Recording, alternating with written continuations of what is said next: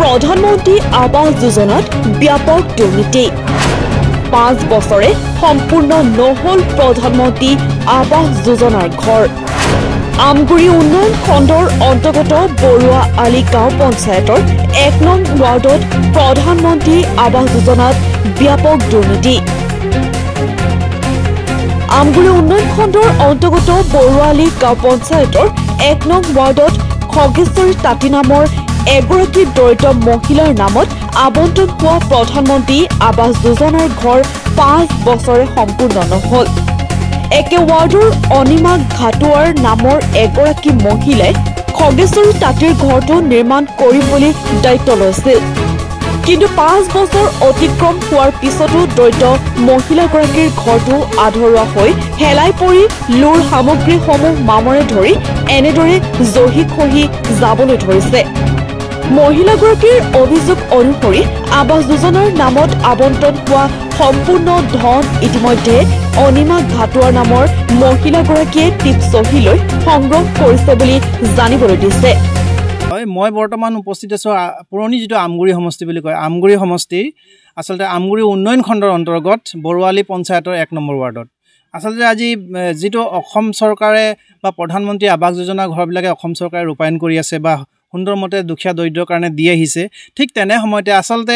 মই যেটো ঘৰত আছো বৰুৱালী পঞ্চায়তৰ 1 নম্বৰ ৱাৰ্ডত খগেশ্বৰী তাঁতী নামৰ এগৰাকী মহিলাৰ ঘৰত একমাত্ৰ মহিলাগৰাকী আছে আৰু তেখেতে এগৰাকী জীয়ৰী 17 বছৰীয়া জীয়ৰী এজনী আছে আসলতে 5 বছৰ আগতে এটা ঘৰ পাইছিলে তেওঁলোকে প্ৰধানমন্ত্ৰী আৱাস যোজনা এই আৱাস যোজনা ঘৰটো পোৱাৰ পিছত ইয়াৰে এগৰাকী মহিলা অনিমা ঘাটুৱাৰ নামৰ মহিলাগৰাকীয়ে সম্পূৰ্ণ পইচাখিনি মহিলাগৰাকীৰ পৰা নিৰ্মাণ কৰিম বুলি ঘৰটো নিৰ্মাণ কৰিম বুলি পইচাটো উলিয়াই লৈছিলে মই সামগ্ৰিক পৰিৱেশটো মই কেমেৰা পাৰ্চনক দেখুৱাম যে চাওক এই ঘৰটো মোৰ পিছফালে যেটো ঘৰ আছে আসলতে এই ঘৰটো হল হে খগেশ্বৰী মহিলা নামৰ মহিলাগৰাকী খগেশ্বৰী মহিলা নামৰ মহিলাগৰাকীৰ এই ঘৰটোত আজি 5 বছৰ এনেকুৱা ধৰণৰ 5 বছৰ নহয় 10 বছৰ ওপৰতো এনেকুৱা ধৰণে আছে কিন্তু তাৰ পিছতো যেটো ভাৰত চৰকাৰে আসলতে যেটো প্ৰধানমন্ত্ৰী আৱাস যোজনা এটা ঘৰ দিছিলে এই ঘৰটো নিৰ্মাণ কৰোতে আসলতে যি টকা পইচা তেওঁলোকে দিছিলে এই টকা পইচাখিনি আসলতে ইয়াৰে মহিলা এগৰাকী অনিমা ঘাটুৱাৰ নামৰ এগৰাকী মহিলাই আসলতে এই পইচাটো তেখেতে উলিয়াই ললে যে ঘৰটো মই নিৰ্মাণ কৰি দিম বুলি চাকচোন এই কেনেকুৱা অৱস্থাত বৰ্তমানেও আছে এই খগেশ্বৰী তাঁতী নামৰ মহিলাগৰাকী তেখেতে এগৰাকী 17 বছৰীয়া কন্যাক লৈ পেলাই এই বৰ্তমানলৈকে আৰু আটাইতকৈ দুখৰ কথাটো হ'ল যে 5 বছৰ হৈ গ'ল আজি 5 বছৰে তেখেতৰ এই যেটো ঘৰ প্ৰধানমন্ত্ৰী আৱাস যোজনা এই ঘৰটো দেখিছে নিশ্চয় 5 বছৰে সম্পূৰ্ণ কৰিব নোৱাৰিলে আৰু এটা অভিযোগ এটা আনিছে যে 5 বছৰে এনেকে ধৰণে পেলাই থৈ দিছে আৰু ইয়াত যিখিনি বালি ইটা হিল সিমেন্ট ব্যৱহাৰ কৰিছিলে সম্পূৰ্ণ নিম্নমানৰ ঘৰটো আধাৰুৱা হৈ আজি পৰ্যন্ত পৰি আছে মই সামগ্ৰিক পৰিৱেশটো দেখুৱাইছো ঘৰটোৰ সমূহ দৃশ্যাংক দেখুৱাইছো ভিতৰৰ দৃশ্যাংক দেখুৱাইছো সক এই এনে ধৰণে 5 বছৰে পৰি আছে 5 বছৰৰ পৰা ঘৰটো সম্পূৰ্ণ কৰিব পৰা নাই এয়া হৈছে খগেশ্বৰী তাঁতী নামৰ মহিলাগৰাকীৰ আধাৰুৱা যেটো ঘৰ আসলতে পইচাও হেক মহিলাগৰাকীৰ পইচা ললে কামো এনেকে পৰি আছে এসক দীৰ্ঘদিন ধৰি এনেকে ইটাবিলাকত হেলুৱে পৰিছে যি লোহাৰ কেচি পাৰ্লিং লগাইছিলে মামৰে ধৰিলে এয়া হৈছে খগেশ্বৰী তাঁতী নামৰ মহিলাগৰাকীৰ যেটো ঘৰ মই এই হেৰিখন দেখুৱাইছো তেখেতৰ যি ফলক নিজে হাতে লিখা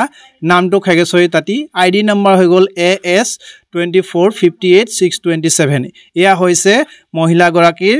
যেটো ঘৰ 5 বছৰে আসলতে ঘৰটো সম্পূৰ্ণ কৰিব নোৱাৰিলে অনিমা ঘাটুৱাৰ নামৰ মহিলাগৰাকী আসলতে এই অনিমা ঘাটুৱাৰ নামৰ মহিলাগৰাকীৰ বিষয়ে এই ৱাৰ্ডত আসলতে বিভিন্ন অভিযোগ আছে বিভিন্ন মহিলাৰ পৰা তেখেতে গোটৰ নামত হওক প্ৰধানমন্ত্ৰী আৱাস যোজনাৰ নামত হওক বা শৌচালয়ৰ নামত হয় আসলতে তেওঁলোকে কি কৰিছে এই মহিলাগৰাকীয়ে ধন আত্মসাৎ কৰিছে এই মহিলাগৰাকী মোৰ কাষতে আছে মই মহিলাগৰাকীৰ